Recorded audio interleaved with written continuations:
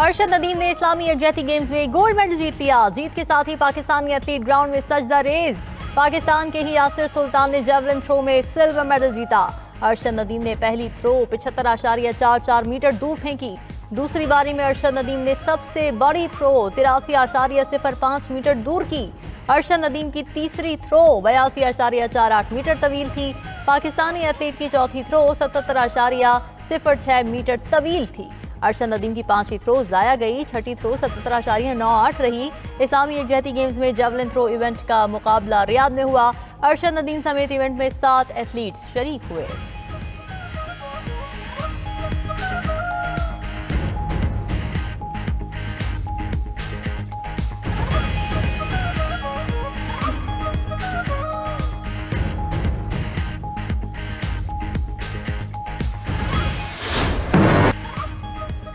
America और Saudi अरब में 270 अरब dollars के मुआहदे। सऊदी अमेरिकन इन्वेस्टमेंट फोरम से खिताब में अमेरिकी सदर ट्रंप ने कहा कि अपना बेहतरीन फौजी निज़ाम सऊदी अरब को देंगे। सऊदी अरब हमारा सबसे बड़ा नॉन नेटो इत्तेहादी है। अमेरिका में $1 ट्रिलियन की सरमायाकारी आ रही है।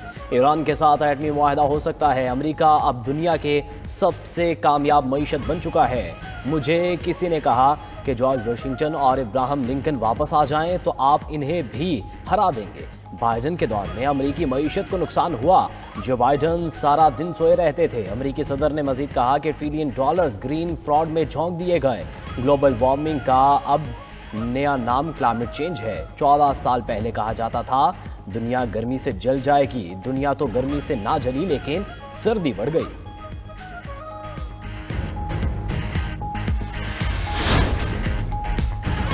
अमेरिका के साथ तारीखी शराकतदारी की बुनियाद रखी। दिफा, तवानाई, AI में सरमायाकारी मुआहदों पर दस्तखत करेंगे। सऊदी वली अहद मोहम्मद बिन सलमान का सरमायाकारी फोरम से खिताब।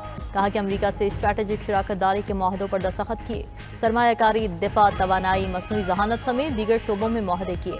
इन मुआहदों से दोनों ममालिक में रोजगार के बेपनाह मौके पैदा होंगे।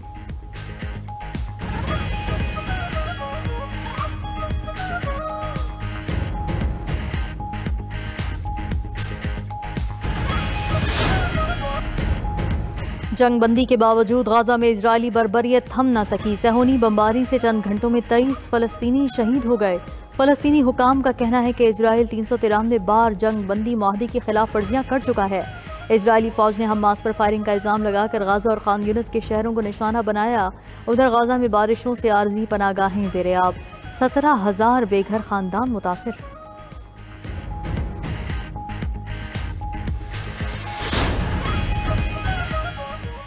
फील्ड मार्शल सैयद आसिम मुनीर की मुद्दत मुलाजमत 2030 तक तौसीस से मुल्क में इस्तेहकाम की तवक्को मजीद बढ़ गई। ब्लूमबर्ग की पाकिस्तानी मईशत के हवाले से जारी रिपोर्ट के मुताबिक कई साल की बेयकीनी का खात्मा। पाकिस्तानी मईशत दोबारा मुस्तहकम हो रही है। पाकिस्तान स्टॉक मार्केट में छोटे सरमायाकारों की तादाद में बड़ा इजाफा हुआ। फील्ड मार्शल आसिम मुनीर की अमेरिका के साथ ताल्लुकात में बेहतरी की कोशिशें से सरमायाकारों का एतमाद बढ़ा। S&P ग्लोबल रेटिंग्स और फिच ने पाकिस्तान के क्रेडिट रेटिंग में बेहतरी जाहिर की। बानी PTI की बहनों की बेतौकीरी की गई। क्या अदालत और कानून की कोई हैसियत बाकी रह गई है? मुल्क में जंगल का कानून नाफिज है। रहनुमा PTI असद कैसर की सवाबी में मीडिया से गुफ्तगू। कहा कि तमाम अपोजिशन जमातों की कौमी कॉन्फ्रेंस बुला रहे हैं। हालिया आईनी तरामीम किसी तौर अवामी मफाद में नहीं।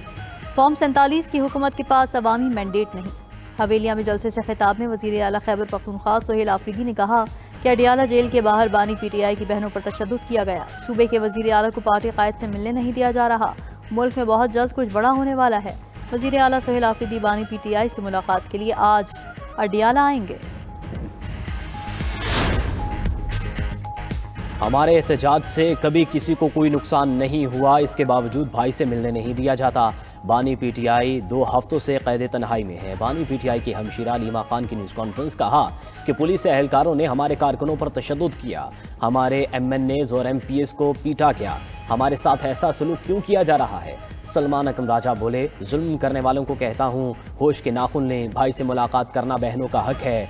अल्लामा नासिर अब्बास बोले, आइनी तरामीम से निज़ाम को गिराया गया। 25 करोड़ आवाम का मुल्क ऐसे नहीं चल सकता। महमूद खान अचकज़ई ने कहा कि हुकूमत ज़र और जोर की बुनियाद पर ली गई है। 9000 केस मुआफ कराने के बाद अभी काम जारी है, सबसे पूछगछ होगी।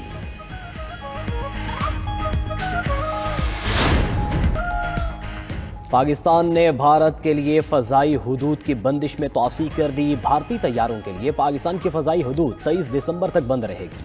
पाकिस्तान एयरपोर्ट अथॉरिटी ने नया नोटम जारी कर दिया। 23 अप्रैल 2025 से भारत के लिए पाकिस्तान की फ़ज़ाई हुदूद बंद है। पाकिस्तानी फ़ज़ाई हुदूद की बंदिश से एयर इंडिया को 4000 करोड़ भारतीय रुपए का नुकसान। भारतीय मीडिया के मुताबिक भारी नुकसान पर एयर इंडिया ने भारतीय हुकूमत से 4000 करोड़ मांग लिए। सूबे बनाने के कानून में आईनी तरमीम हो सकती है। आइन में तब्दीलियां हो रही हैं, सूबे बनाने का तरीका भी तब्दील हो जाएगा। रहनुमा MK मुस्तफ़ा कमाल की 92 न्यूज़ के प्रोग्राम हो क्या रहा है में गुफ्तगू। बोले सूबों की बद इंतज़ामी के बायस हर जगह बदअमनी है। पाकिस्तान में इंतज़ामी बुनियादों पर मज़ीद सूबे होने चाहिए।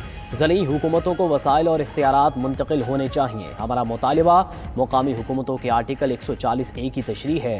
मुतालबा तस्लीम ना तो 18वीं तरमीम को रोल बैक करने का कहेंगे।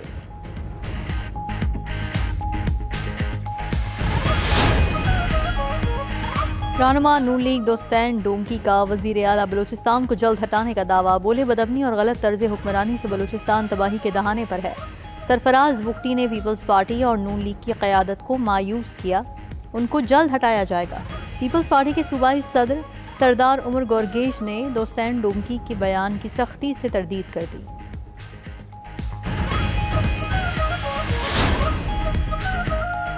वफाकी आईनी अदालत का सुप्रीम कोर्ट रूल्स 2025 इख्तियार करने का फैसला। चीफ जस्टिस अमीनुद्दीन खान की ज़ेर सदारत फुल कोर्ट इजलास। फैसला किया गया कि वफाकी आईनी अदालत के प्रैक्टिस एंड प्रोसीजर के लिए सुप्रीम कोर्ट रूल्स 2025 को इख्तियार किया जाएगा। मुकदमात की समाअत कम से कम 2 रुकनी बेंच करेगा। उधर सुप्रीम कोर्ट से वफाकी आईनी अदालत में 22,000 से ज़्यादा मुकदमात की मुंतकिली।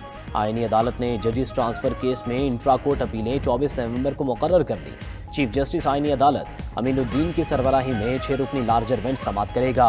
जस्टिस आमिर फारूक बेंच का हिस्सा नहीं होंगे।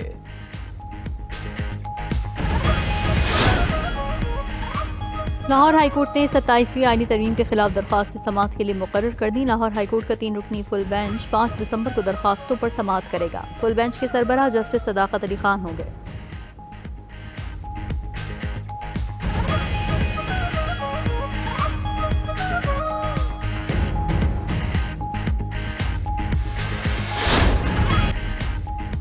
रूस के यूक्रेन के 153 इलाकों पर ताबड़तोड़ हमले। मिसाइल और ड्रोन हमलों में 19 यूक्रेनी मारे गए, 66 जख्मी। यूक्रेनी सदर ज़ेलेंस्की ने इल्ज़ाम लगाया है कि रूस ने 470 ड्रोन्स और 48 मिसाइल यूक्रेन पर दागे। खार्किव समेत मुतादिद इलाकों में रिहायशी इमारतों में आग भड़क उठी।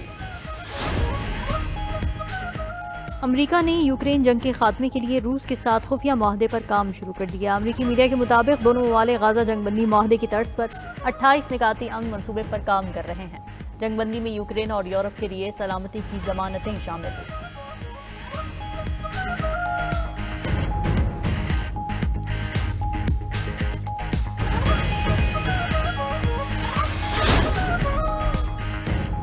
अमेरिका ताइवान पर मेहरबान, चीन की वार्निंग नज़रअंदाज। ट्रंप इंतजामिया का ताइवान को जदीद तरीन मिसाइल सिस्टम देने का ऐलान। खबर एजेंसी के मुताबिक जदीद मिसाइल सिस्टम की मालियत $70 करोड़ है। अमेरिका की ताइवान के लिए दिफाई पैकेज की मजमूई रकम $1 अरब हो गई।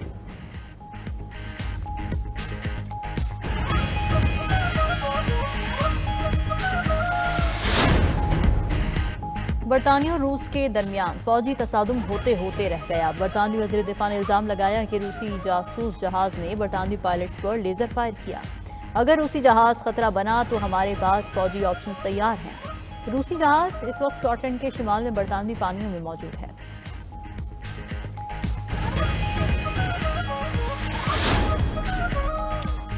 आलमी जौहरी निगरान इदारे ने ईरान की जौहरी तनसीबात का मुआयना शुरू कर दिया। डायरेक्टर बैनुल-अक़वामी एटमी तवानाई एजेंसी राफेल ग्रोसी का कहना है कि ईरान की जौहरी तनसीबात के 1 दर्जन से ज़ायद मुआयने कर चुके हैं। जामे हिफाजती मुआहदों के तहत अभी मजीद काम करना बाकी है।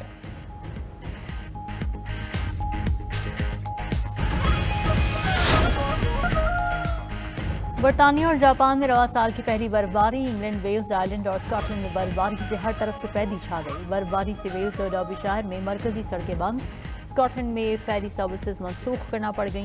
उधर जापान को शदीद बर्फानी तूफान का सामना। जापान के कई इलाकों में 1 मीटर से ज्यादा बर्फबारी रिकॉर्ड। शदीद बर्फबारी से निज़ाम जिंदगी रुक गया।